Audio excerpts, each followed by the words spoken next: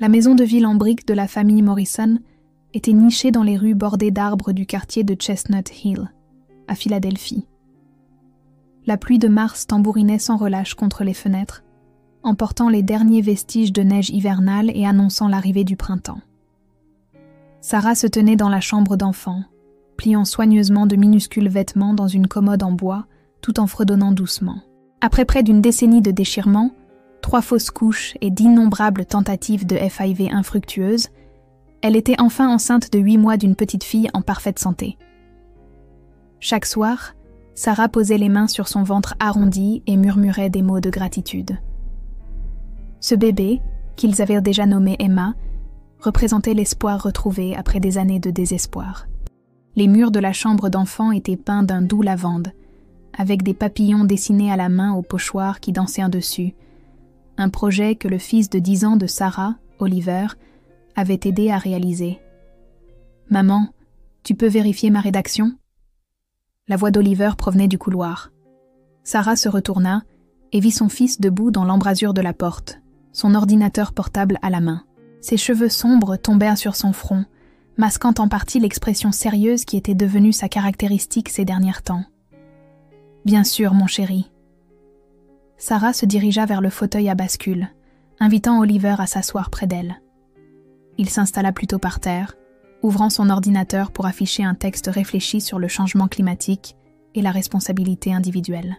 La rédaction était sophistiquée pour un élève de 5e année, reflétant le niveau de lecture avancé d'Oliver et sa tendance à la réflexion profonde. « C'est excellent, Oliver. Ton professeur va être impressionné. » Sarah sourit chaleureusement à son fils, remarquant qu'il semblait se détendre à ses éloges. Oliver avait toujours été un enfant sensible, très conscient des émotions qui l'entouraient. Lors de ses précédentes fausses couches, il avait en quelque sorte senti sa douleur avant même qu'elle ne lui en parle, apparaissant à son chevet avec des dessins destinés à la réconforter. « Est-ce que papa va la lire ?» demanda doucement Oliver, sans la regarder dans les yeux. Le sourire de Sarah s'effaça légèrement. Son mari, David, travaillait comme directeur des ventes dans l'industrie pharmaceutique et avait beaucoup voyagé au cours des 4 derniers mois. Une fusion majeure avait monopolisé son attention, lui laissant peu de temps pour sa famille. En fait, il rentre ce soir. Son vol atterrit à 7 heures. Tu pourras certainement lui montrer à ce moment-là. Oliver hocha la tête, mais n'avait pas l'air convaincu. Sarah sentit un nœud d'inquiétude familier se serrer dans sa poitrine. Les absences de David étaient devenues plus longues et plus fréquentes, et leurs conversations téléphoniques étaient devenues superficielles, dépourvues de la chaleur qu'elle partageait autrefois. Elle avait attribué cela au stress professionnel et à l'anxiété de redevenir père après tant d'années. Mais dernièrement, elle avait commencé à se demander si quelque chose d'autre ne le tourmentait pas. Pouvez-vous imaginer gagner 10 000 $ par mois rien qu'avec YouTube, et tout ça depuis chez vous? C'est exactement ce que j'ai fait avec des histoires générées par l'IA. Sans montrer mon visage, sans utiliser ma voix. Jetez un œil au lien dans la description si vous êtes curieux. Ce soir-là, le bruit des clés dans la serrure de la porte d'entrée annonça l'arrivée de David. Oliver sauta de la table du dîner et se précipita pour accueillir son père. « Papa, tu es rentré !» David entra, l'air épuisé, son costume froissé par le voyage. Mais il sourit sincèrement à son fils, lui ébouriffant les cheveux. « Salut, champion, tu m'as manqué. » Son regard croisa celui de Sarah de l'autre côté de la pièce, et son expression devint plus difficile à déchiffrer. « Sarah, tu as l'air prête. »« Plus qu'un mois, » répondit Sarah, en s'approchant lentement de lui. Son dos lui faisait mal toute la journée, et sa démarche était devenue une sorte de dandinement maladroit. David l'embrassa brièvement sur le front, un geste qui semblait plus obligatoire qu'affectueux. Après qu'Oliver fut allé se coucher, Sarah et David s'assirent ensemble dans le salon. La télévision était allumée à faible volume, mais aucun d'eux ne la regardait vraiment. « David, est-ce que tout va bien ?» finit par demander Sarah. « Tu sembles distant. » David se tourna pour la regarder, et pendant un instant, elle vit quelque chose dans ses yeux. De la culpabilité, de la peur, mais cela disparut rapidement. Je vais bien. Juste fatigué de tous ces voyages. Cette fusion est plus compliquée que prévu. Il prit sa main. Mais je suis content d'être à la maison. Et j'ai hâte de rencontrer Emma.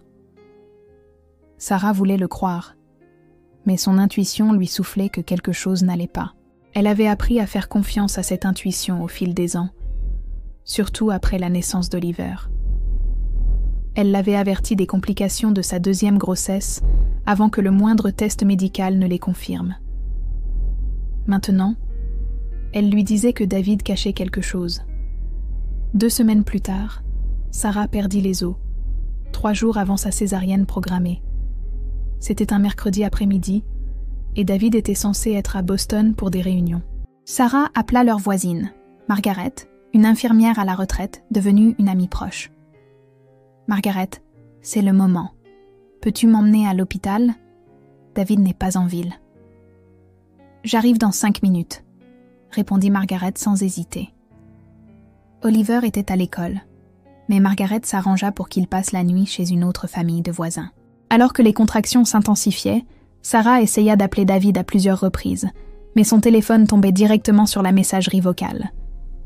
L'anxiété se mêlait à sa douleur physique. Où était-il ? L'accouchement fut compliqué. Le rythme cardiaque d'Emma chuta dangereusement, nécessitant une césarienne d'urgence. Sarah était terrifiée, s'agrippant à la main de Margaret pendant qu'on la transportait en salle d'opération. « Elle ira bien. Vous irez bien toutes les deux », l'assura Margaret, bien que son propre visage trahît son inquiétude. 4 heures plus tard, Sarah se réveilla en salle de réveil, groggy à cause de l'anesthésie. Un berceau se trouvait à côté de son lit, et à l'intérieur dormait un minuscule bébé avec des mèches de cheveux sombres. Emma Morrison était arrivée, pesant 2,8 kg, en parfaite santé, malgré son entrée spectaculaire. Elle est magnifique. Margaret était assise sur une chaise près de la fenêtre, souriante. David a rappelé. Il est en route. Il devrait être là dans quelques heures. Sarah sentit des larmes couler sur ses joues, un mélange de soulagement, de joie, d'épuisement et d'une douleur persistante que David n'ait pas été là pour la naissance. Mais Emma était là, saine et sauve, et c'était tout ce qui comptait. Quand David arriva enfin, il avait l'air débraillé et anxieux. Il avait conduit directement depuis Boston, a-t-il dit, ayant été en réunion toute la journée avec son téléphone accidentellement laissé dans la voiture.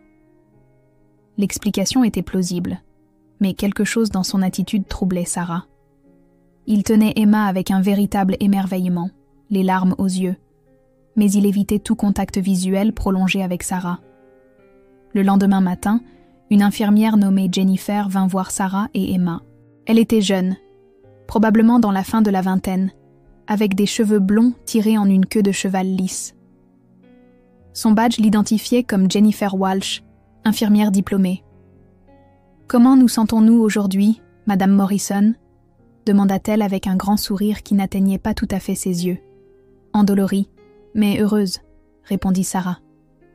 Jennifer effectua les vérifications standards, tension artérielle, température, examen de la cicatrice. Tout semblait normal. Mais Sarah remarqua que le regard de Jennifer dérivait constamment vers la porte, comme si elle attendait quelqu'un. Quand David arriva plus tard dans la matinée, Sarah observa attentivement la réaction de Jennifer. L'attitude de l'infirmière changea complètement, son sourire devint plus authentique, sa voix légèrement plus douce. « Monsieur Morrison, félicitations pour votre magnifique fille », dit chaleureusement Jennifer. « Merci », répondit sèchement David, la regardant à peine. Mais Sarah vit une rougeur monter à ses joues. Jennifer s'attarda sans nécessité, ajustant du matériel qui n'en avait pas besoin avant de finalement quitter la chambre. « Tu connais cette infirmière ?» demanda prudemment Sarah. David secoua la tête trop rapidement. « Non. Pourquoi je la connaîtrais ?» Sarah n'insista pas, mais elle garda cette observation en mémoire.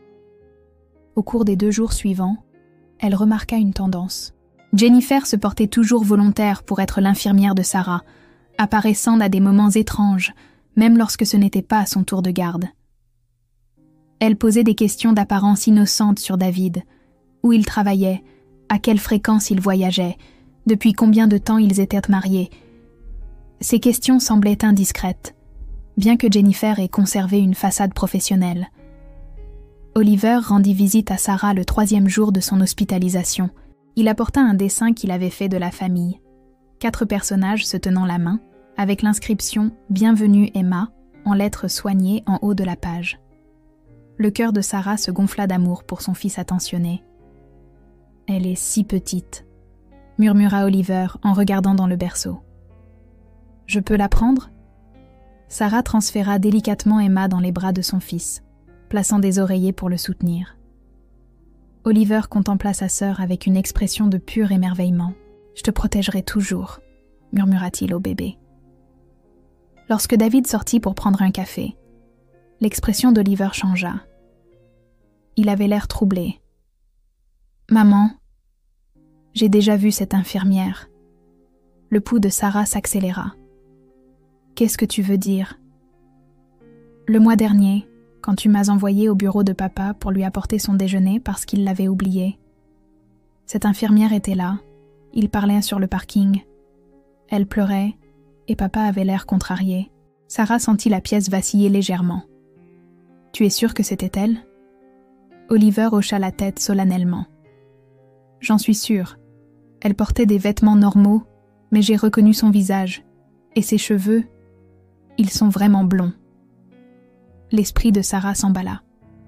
Le bureau de David se trouvait à 50 km de là, dans le centre-ville de Philadelphie. Pourquoi une infirmière de cet hôpital de banlieue aurait-elle été là-bas ? À moins qu'elle n'y soit pas allée en tant qu'infirmière. À moins qu'elle ne soit venue voir David personnellement. Cet après-midi-là, Jennifer apporta les médicaments de Sarah. « Ceci est pour la gestion de la douleur », expliqua-t-elle en lui tendant 2 pilules. « Et ceci est un antibiotique pour prévenir l'infection. » Sarah prenait des médicaments similaires depuis 2 jours sans problème, mais quelque chose la poussa à examiner ces pilules plus attentivement. Elles semblaient légèrement différentes, plus grosses, d'une teinte différente. « Est-ce que mon médecin a changé ma prescription ?» Jennifer hésita une fraction de seconde. « Oui, il voulait augmenter légèrement la dose. C'est noté dans votre dossier. » Sarah prit les pilules, mais ne les avala pas immédiatement. « Pourrais-je voir mon dossier ?»« Oh, les patients n'ont pas accès directement au dossier. Mais je peux demander au médecin de vous en parler lors de sa visite demain. » Le sourire de Jennifer resta figé, mais ses yeux étaient redevenus froids. Après le départ de Jennifer, Sarah cracha discrètement les pilules dans un mouchoir et les cacha dans son sac à main. Ce soir-là, lorsque son vrai médecin fit sa ronde, Sarah l'interrogea sur le changement de médication. Le médecin parut confus. « Je n'ai rien changé.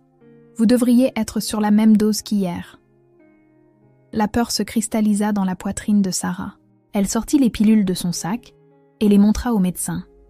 Son expression devint sérieuse. « Ce ne sont même pas les mêmes médicaments. Laissez-moi les faire analyser immédiatement. » David arriva juste au moment où le médecin partait. Sarah le prit à part et lui expliqua ce qui s'était passé. Les mauvaises pilules, le mensonge de Jennifer sur les ordres du médecin, la révélation d'Oliver les ayant vus ensemble. Le visage de David devint blême. « Sarah, je dois te dire quelque chose. » Il s'effondra sur la chaise au pied du lit, la tête entre les mains. « Jennifer et moi, nous avons eu une brève aventure, il y a environ 4 mois. C'était une erreur, une terrible erreur. J'y ai mis fin, mais elle ne l'a pas bien pris. » Sarah eut l'impression d'avoir reçu un coup. Ses pires craintes étaient reconfirmées. « Tu as eu une liaison ? Pendant que j'étais enceinte ? » Ça n'a duré que quelques semaines. J'étais stressée par la fusion, anxieux à propos du bébé après tout ce que nous avions traversé. Ce n'est pas une excuse, je sais. Je suis tellement désolée, Sarah. Des larmes coulaient sur le visage de David. J'ai rompu il y a 2 mois. Je lui ai dit que c'était mal, que je t'aimais et que je voulais me concentrer sur notre famille. Elle a continué d'appeler et d'envoyer des messages, mais j'ai bloqué son numéro. Elle travaille ici, dit Sarah d'une voix vide. C'est mon infirmière. Elle me donnait des médicaments. Les implications de cette révélation flottaient dans l'air entre eux. L'horreur se peignit sur le visage de David. « Tu ne penses pas qu'elle… » À ce moment-là, Oliver apparut dans l'embrasure de la porte. Il était avec Margaret dans la salle d'attente, mais avait réussi à s'éclipser. Son visage était pâle, ses yeux écarquillés par la peur. « Maman, je l'ai entendue. » L'infirmière blonde. Elle parlait au téléphone dans la cage d'escalier. « Et qu'est-ce qu'elle a dit ?» Le cœur de Sarah battait la chamade. Elle a dit « Ça ressemblera à des complications de la chirurgie. Personne ne se posera de questions. Ensuite, nous pourrons être ensemble comme prévu. » La voix d'Oliver tremblait.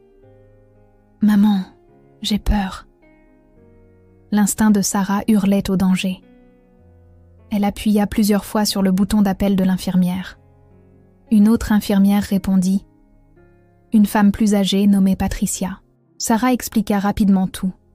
La liaison, les mauvais médicaments, la conversation surprise par Oliver. Le calme professionnel de Patricia se fissura. « J'appelle la sécurité et l'administrateur immédiatement. Ne prenez aucun médicament à moins que je ne vous l'apporte personnellement. » En 20 minutes, la chambre de Sarah était remplie par l'administrateur de l'hôpital, 2 agents de sécurité et un officier de police. Jennifer fut localisée dans la salle du personnel et escortée dans un bureau privé pour être interrogée. Les pilules que Sarah avait cachées furent envoyées pour une analyse immédiate. Les résultats revinrent en quelques heures. Les pilules contenaient une dangereuse combinaison de médicaments qui, administrés à une patiente en post-opératoire, pouvaient provoquer des complications mortelles, notamment des caillots sanguins et un accident vasculaire cérébral. Jennifer avait utilisé son accès à la pharmacie pour les obtenir, en falsifiant la signature d'un médecin. Lors de l'interrogatoire, l'histoire de Jennifer émergea. Elle et David s'étaient rencontrés lors d'une conférence pharmaceutique 4 mois plus tôt. Elle avait été immédiatement attirée par lui et avait initié la liaison. Lorsque David y mit fin, invoquant sa femme enceinte et sa famille, Jennifer devint obsédée. Elle avait fait des recherches sur Sarah, découvert où elle accoucherait et utilisé ses relations pour obtenir un poste temporaire dans cet hôpital, spécifiquement pour être affectée aux soins de Sarah. « Je voulais juste qu'ils comprennent que nous étions faits l'un pour l'autre », dit Jennifer à la police, sa voix étrangement calme. Sa femme était l'obstacle. Une fois qu'elle aurait disparu, il réaliserait que ce que nous avions était réel. Je pourrais être une mère pour Oliver et le bébé Emma. Nous pourrions être une famille parfaite. Sarah écouta le résumé de l'officier de police, prise de nausée. Cette femme avait prévu de l'assassiner, avait failli réussir. Tout cela à cause d'une brève liaison avec son mari. L'hôpital transféra Sarah dans une chambre privée et sécurisée. Une évaluation psychiatrique détermina que Jennifer souffrait d'un trouble de la personnalité borderline non traité et présentait des signes d'érotomanie, une conviction délirante que David était amoureux d'elle, malgré les preuves du contraire. Elle fut arrêtée et accusée de tentative de meurtre. Oliver avait sauvé la vie de sa mère grâce à son sens de l'observation et à son courage de parler. La police le salua comme un héros, mais Sarah savait que ce traumatisme l'affecterait profondément. Elle serra son fils fort contre elle cette nuit-là, Emma dormant paisiblement dans le berceau à côté d'eux, et pleura pour tout ce qu'ils avaient failli perdre. Margaret resta avec eux 24 heures sur 24, servant à la fois de protectrice et de soutien émotionnel. David fut autorisé à lui rendre visite, mais garda ses distances, comprenant que sa présence causait de la douleur à Sarah. « J'accepterai tout ce que tu décideras », lui dit-il doucement. « J'ai détruit ta confiance, mis ta vie en danger. Je n'ai aucun droit de demander ton pardon. » 2 semaines plus tard, Sarah sortit de l'hôpital. Margaret la ramena, elle et Emma, à la maison, où Oliver les attendait avec des pancartes de bienvenue qu'il avait fabriquées. David s'était temporairement installé dans un hôtel, donnant à Sarah l'espace nécessaire pour tout digérer. La maison de ville semblait à la fois familière et étrangère. Sarah se déplaçait lentement, se remettant encore de l'opération, tandis que Margaret l'aidait à établir une routine avec Emma. Oliver était attentif et protecteur, vérifiant souvent si sa mère et sa sœur allaient en bien, comme s'il avait peur qu'elles puissent disparaître. Sarah passa de longues nuits à nourrir Emma, et à réfléchir à son mariage. La trahison de David la blessait profondément, non seulement à cause de la liaison elle-même, mais parce qu'elle s'était produite pendant l'une des périodes les plus vulnérables de sa vie. Pourtant, elle reconnaissait aussi son remords sincère et le fait qu'il n'avait jamais voulu les conséquences dangereuses qui en avaient à découler. Au cours des mois suivants, Sarah se concentra sur sa guérison, physiquement de l'opération, émotionnellement du traumatisme et psychologiquement de la trahison. Elle commença une thérapie, à la fois des séances individuelles et des séances communes avec Oliver, qui souffrait de cauchemars où il perdait sa mère. David assista à toutes les séances qu'elle lui permit, acceptant l'entière responsabilité de ses actes. Il avait quitté son emploi exigeant, trouvant un travail avec de meilleurs horaires dans une entreprise locale. Il ne demandait rien, se contentant d'être présent de manière constante, payant les factures, entretenant la maison, assistant aux événements scolaires d'Oliver, même s'ils vivaient séparément. Jennifer Walsh fut reconnue coupable de tentative de meurtre et condamnée à 15 ans de prison, avec un traitement psychiatrique obligatoire. Le procès révéla qu'elle avait manifesté un comportement obsessionnel similaire dans des relations précédentes, bien que cela n'ait jamais dégénéré en violence auparavant.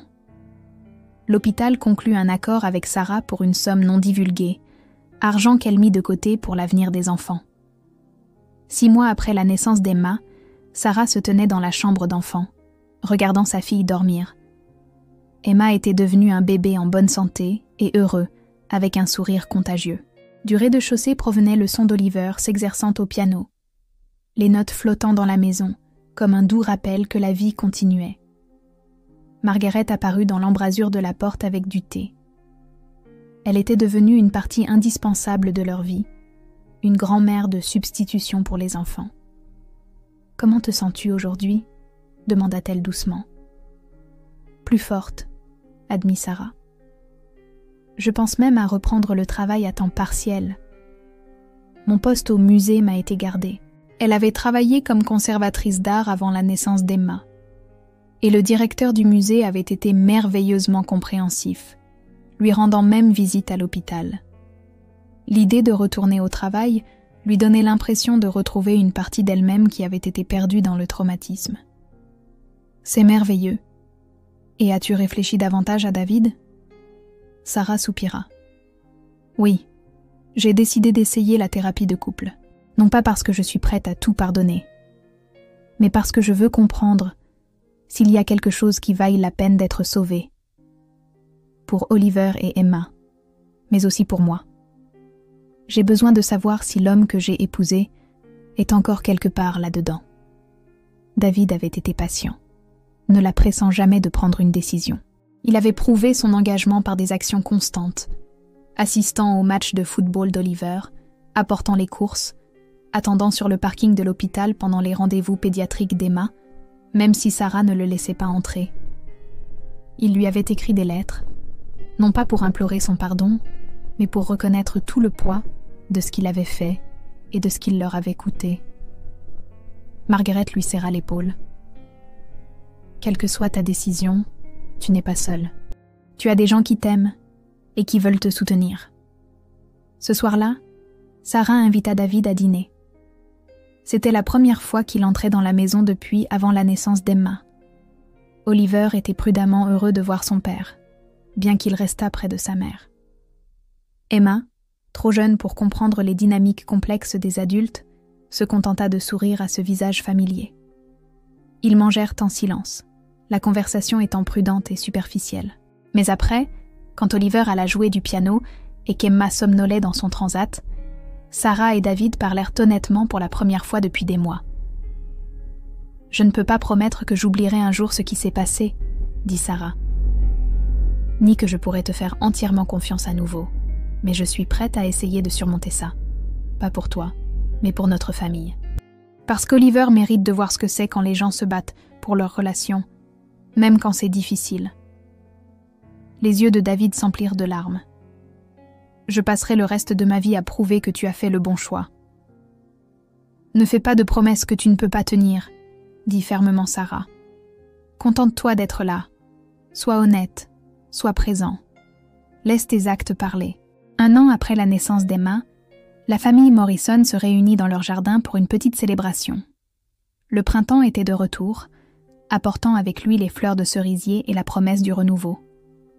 Oliver, maintenant âgé de 11 ans, poussait Emma sur une balançoire pour bébé tandis qu'elle poussait des cris de joie. Margaret était assise à côté de Sarah sur le porche, les deux femmes regardant les enfants jouer. David avait réemménagé à la maison 3 mois plus tôt, après une thérapie de couple intensive et un engagement démontré à reconstruire la confiance.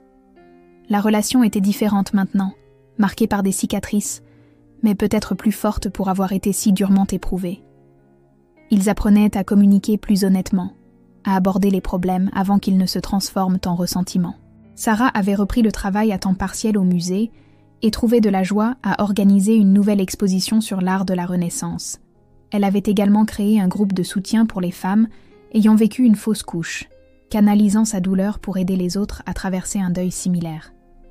Oliver avait gagné en confiance au cours de l'année, bien qu'il soit resté protecteur envers sa mère et sa sœur. Son thérapeute disait qu'il gérait le traumatisme de manière saine, et Sarah était fière de la résilience de son fils. « Maman, regarde ça !» cria Oliver, faisant rire Emma en poussant doucement la balançoire plus haut. Sarah sourit, ressentant un mélange complexe d'émotions. Elle avait survécu à quelque chose qui aurait dû la détruire. La trahison, la tentative de meurtre, l'effondrement de son sentiment de sécurité. Pourtant, elle était là, regardant ses enfants jouer par une belle journée de printemps, ressentant quelque chose qui ressemblait à la paix.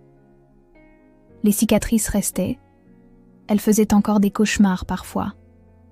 Ressentait toujours de l'anxiété en rencontrant de nouveaux professionnels de la santé. Sa confiance en David était fragile, reconstruite lentement grâce à sa présence constante et sa transparence.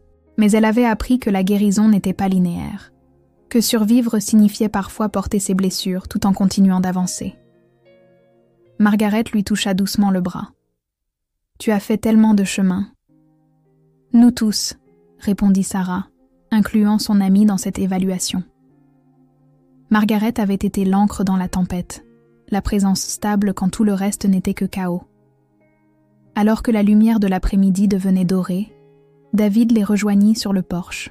Il s'assit avec précaution, maintenant une distance respectueuse, toujours conscient des limites de Sarah. « Merci, » dit-il doucement, « de m'avoir donné une autre chance. Je sais que je ne la mérite pas. » Sarah le regarda vraiment. Elle vit l'homme qu'elle avait épousé, mais aussi quelqu'un changé par les conséquences et le remords. « Nous construisons quelque chose de nouveau, » dit-elle. Pas en récupérant ce que nous avons perdu, mais en créant quelque chose de différent. Je ne sais pas si ça marchera, mais je suis prête à essayer. Oliver apporta Emma, le bébé tendant ses bras potelés vers sa mère. Sarah prit sa fille, inhalant l'odeur douce de bébé, sentant le poids solide de cette vie qu'elle avait protégée contre toute attente. Emma attrapa le doigt de sa mère avec une force surprenante. « Elle est forte », observa David. « Comme sa mère », ajouta Margaret. « Comme son frère », corrigea Sarah en souriant à Oliver, qui rougit de fierté. Ils restèrent assis ensemble alors que le soleil se couchait, une famille imparfaite qui avait survécu à l'impensable. L'avenir restait incertain, rempli de travail à accomplir, de confiance à reconstruire et de blessures à guérir. Mais ils avaient survécu. Et parfois, la survie était une forme de victoire en soi. Dans le crépuscule naissant, Sarah prit une décision. Elle raconterait l'histoire d'Emma quand sa fille serait assez grande pour comprendre. Non pas pour la charger de ténèbres, mais pour lui montrer que même lorsque la vie devient terrifiante, même lorsque ceux en qui nous avons confiance nous font défaut, nous pouvons choisir de continuer. Nous pouvons choisir de protéger ce qui compte. Nous pouvons choisir de guérir. Les cerisiers fleuriraient à nouveau au printemps prochain, comme ils le faisaient toujours. La vie continuerait ses cycles de perte et de renouveau. Et la famille Morrison, meurtrie mais toujours debout, affronterait ensemble tout ce qui viendrait ensuite.